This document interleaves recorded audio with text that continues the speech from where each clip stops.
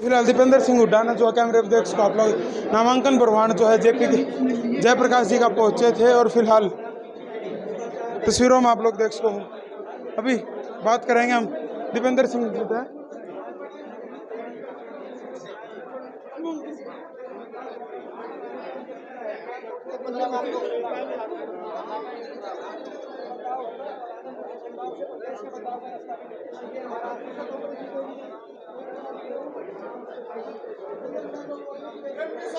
दीपेंद्र दीपेंद्र जी क्या कुछ अभी नामांकन भरवा के आए?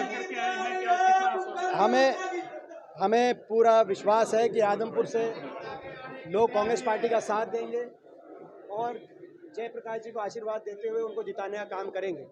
प्रदेश के अंदर बदलाव हमारा एजेंडा, प्रदेश में सकारात्मक बदलाव हो।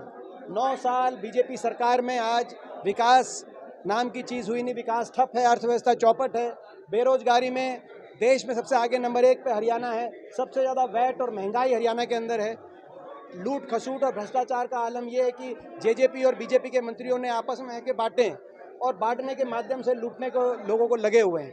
ऐसे में लोग बदलाव चाहते हैं, हरियाणा प्रदेश को सकारात्मक दिशा में लेके जाना चाहते हैं, उज्जवल भविष्य की तरफ, अच्छे विकास की तरफ, और उस सकारात्मक भविष्य की तरफ लेके कोई जा सकता है तो कांग्रेस पार्टी जा सकती है प्रदेश में। तो प्रदेश में बदलाव का हमारा एजेंडा है और आदमपुर में बदलाव का एजेंडा है, क्योंकि आदमपुर के अंदर जिस प्रकार से जनप्रतिनिधि के तौर पे कुलदीप बिश्नोई जी ने अच्छे से लोगों की बात नहीं उठाई, नए लोगों के बीच में सुख दुख में वो शामिल रहे, लोगों में आज निराशा है और लोग बदलाव चाहते हैं। आदमपुर में बदलाव होगा और आदमपुर के बदलाव के रास्ते प्रदेश में बदलाव होगा। कांग्रेस पार्टी के ऊपर भारी कैंडिडेट का ठप्पा लगने लग रहा है। ये इस बात का सूचक है, जो लोग कुछ दिन पहले तक कांग्रेस से टिकट मांग रहे थे, आज उनको टिकट नहीं मिली तो दूसरी पार्टियों ने, यानी कि इसमें 2 बातें आती हैं, दूसरी पार्टियों के पास यानी कि उम्मीदवार भी नहीं थे, और जब टिकट मिलती दिखी तो कांग्रेस मजबूत, और खुद की टिकट नहीं मिलती दिखी तो कांग्रेस बुरी। तो यानी कि कांग्रेस तो मजबूत है और कांग्रेस ही जीतेगी। अब किसी की व्यक्तिगत सबको टिकट नहीं मिलती, वो एक अलग बात। भारी कैंडिडेट का ठप्पा लगाया जाने लग रहा है। इससे तो साबित होता है हम कितने मजबूत हैं। इनमें से तीनों पैसे हैं, एक तो कांग्रेस, जो हमारे बीजेपी के प्रत्याशी हैं वो तो कांग्रेस से ही गए हैं, कुलदीप जी। दूसरे जो 2 प्रत्याशी हैं कांग्रेस से टिकट मांग रहे थे, सबको पता है सार्वजनिक रूप से, तो जो उनको टिकट कांग्रेस से मांग रहे थे यानी कि कांग्रेस ही मजबूत है। अब टिकट नहीं मिली तो चलो बीजेपी की बी और सी टीम, ये बीजेपी के साथ बीजेपी बी और सी टीम भी लेके आती है। जैसे राज्यसभा चुनाव में अभय सिंह चौटाला से लेकर अजय सिंह चौटाला जी की पार्टी ने, सारे निर्दलियों ने बीजेपी को वोट दिया राज्यसभा चुनाव में 3 महीने पहले, समेत कुलदीप बिश्नोई जी के। इसी प्रकार से इस चुनाव में सारे मिलके कांग्रेस के खिलाफ साजिश षड्यंत्र रचकर और बीजेपी की बी और सी टीम बनकर, चाहे आम आदमी पार्टी हो चाहे लोग, वो चुनाव मैदान में उतरे। लोग जानते हैं, लोग समझते हैं। किरण चौधरी जी का बयान आया और शैलजा कुमारी जी का कि वो नाखुश दिखाई दी टिकट के कोई ऐसा ये आप उनका कोई बयान ऐसा दिखा दो जो उन्होंने कहा है कि वो जो है प्रत्याशी चयन से कोई भी एक तरफा कोई बयान दिखा दो जिन्होंने कहा हो कि वो कांग्रेस के प्रत्याशी से, और उन्होंने बयान नहीं दिया तो फिर आप थोड़ा सा भारी कैंडिडेट का जेपीसी पे लगा है। जेपीजी भारी नहीं है, भारी उम्मीदवार हैं। 3 बार यहाँ हिसार से लोकसभा सांसद रहे हैं, 12 साल हिसार जिले के कांग्रेस पार्टी के अध्यक्ष रहे हैं, 2 बार विधायक रहे हैं, तो 1 बार हिसार से विधायक रहे हैं, और आदमपुर से जो है उन्होंने जो 1 बार कांग्रेस पार्टी की, आपने देखा, आपको याद होगा लोकसभा में चौधरी भजनलाल जी के साथ उनका मुकाबला हुआ, उसके बाद 2 बार कुलदीप बिश्नोई जी के साथ, अब भव्य के साथ, तीसरी पीढ़ी में मुकाबला करने कह रहे हैं और आप भारी बता रहे हो।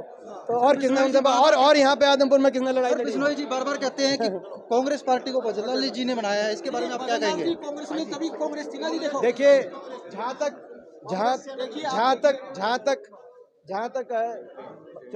स्वर्गीय चौधरी भजनलाल जी की बात है, उनका हम आदर करते हैं, उनकी इज्जत करते हैं, और उनकी एक कार्यशैली थी। ये उन्होंने सही कहा कुलदीप बिश्नोई जी ने, और उन्होंने ये भी सार्वजनिक उनकी स्टेटमेंट थी कि भाई कांग्रेस ने हमेशा बिश्नोई समाज का भला किया, 3 बार भजनलाल जी को मुख्यमंत्री, और भजनलाल जी ने भी कांग्रेस पार्टी को मजबूत करने के लिए बड़ा अच्छा काम किया, और आदमपुर हल्के के लिए भी उन्होंने बहुत अच्छा काम किया। लोगों का मान सम्मान करते थे। लेकिन बात उसके बाद क्या हुआ, आज प्रश्न इस बात का है, उसके बाद किस प्रकार क्या जनप्रतिनिधि के रूप में कुलदीप बिश्नोई जी का आचरण साबित हुआ, किस तरह की उनकी कार्यशैली रही, किस प्रकार से उन्होंने बार बार दल बदल के एक के बाद एक उपचुनाव थोपने का काम किया। और आज कांग्रेस छोड़ के भाजपा में आप उनके 3 महीने पहले के अगर भाषण और वक्तव्य देखेंगे, चाहे वो कुलदीप जी की बात हो, चाहे जो हमारे उम्मीदवार उनकी बात हो, तब कांग्रेस पार्टी बहुत अच्छी दिखती थी और भाजपा बहुत बुरी दिखती थी। मगर जब राज्यसभा का चुनाव आया तो क्या मजबूरी आई कि भाजपा ठीक हो गई और कांग्रेस पार्टी खराब हो गई। तो ये हृदय परिवर्तन नहीं है, ये कैसा परिवर्तन है, ये देश जानता है। देखो, भाजपा, भारतीय जनता पार्टी पूरे देश में जो सांसद और विधायकों को तोड़ने का काम कर रही है, तो कहीं इसमें लालच की बात आती है, कहीं इसमें आप प्रलोभनों की बात आती है, कहीं केंद्रीय जांच एजेंसियों के डर की बात आती है। ये बताएं कि यहाँ पे क्या फॉर्मूला काम किया है। मैं ये बात आज पूरे देश में इस बात का बहस है कि जो विधायक सांसद जा रहे हैं या तो किसी लालच में जाते हैं या किसी डर से जाते हैं, तो वो क्या लालच था क्या डर था वो तो वो बताएंगे अच्छी तरह। लेकिन जो सार्वजनिक रिकॉर्ड है वो तो ये है कि राज्यसभा चुनाव में मतदान से 1 महीने पहले तक के उनके बयान भाषण किस प्रकार से थे और उसके बाद क्या हुआ वो आप सबके सामने। जजपा के गठबंधन को किस रूप में देखते हैं? कहीं बैठ के भी चली निर्णय कुछ अलग। जजपा देश की राजनीति में विश्वासघात का प्रतीक अगर कोई पार्टी है, अपने मतदाता से विश्वासघात और हरियाणा के लोगों से विश्वासघात।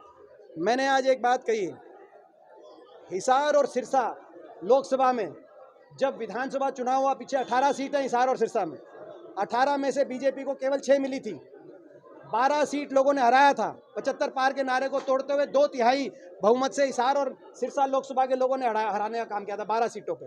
मगर जब राज्यसभा में वोटिंग हुई तो 16 वोट बीजेपी के समर्थित कैंडिडेट को मिली और मात्र 2 वोट अमित सियाग और शीशपाल केरवाल कांग्रेस पार्टी की, जो अपनी ईमानदारी पे खड़े रहे। विधायक बिक सकते हैं, पार्टियां बिक सकती हैं, उनका समर्थन भाजपा खरीद सकती है, मगर लोगों को नहीं खरीद सकती। लोग 2019 में भी इस सरकार को बदलना चाहते थे, लोग आज भी इस सरकार को बदलना चाहते हैं। हिसार और सिरसा के 2/3 से हराया था यहाँ पे, जैसे मैंने कहा 18 में से 12 सीटों पे, और अगली बार यहाँ पे एक भी सीट हिसार और सिरसा लोकसभा में बीजेपी को देने का काम लोग नहीं करेंगे। जी, आखिरी सवाल, कुलदीप जी कहते हैं कि 2.25 लाख के अंदर से एक व्यक्ति भी ऐसा नहीं मिला आदमपुर हल्के का जो हो और उसको टिकट दी सास के कलायत से लेकर आए हैं जेपी साहब को। देखिए, जो है कुलदीप बिश्नोई जी फिलहाल दीपेंद्र सिंह हुड्डा था जो है हम लोगों ने बात करी है, और दीपेंद्र सिंह हुड्डा था बात करी है तो उन्होंने बताया है जिस प्रकार तक भाई बार आरोप जो है वो लगने लग रहे हैं भाई बाहरी कैंडिडेट है। ऐसा नहीं है कि भाई बाहरी कैंडिडेट हो, वो यहीं के कैंडिडेट हैं, उन्होंने यहीं की लड़ाई लड़ी है, आदमपुर की लड़ाई लड़ी है। तो फिलहाल वीडियो जो आप लोग शेयर करते हो, आपका इसका एक बार कमेंट करके जरूर बता दो। हमें थर राम जय जय भारत जय जवान जय किसान जय भगत सिंह।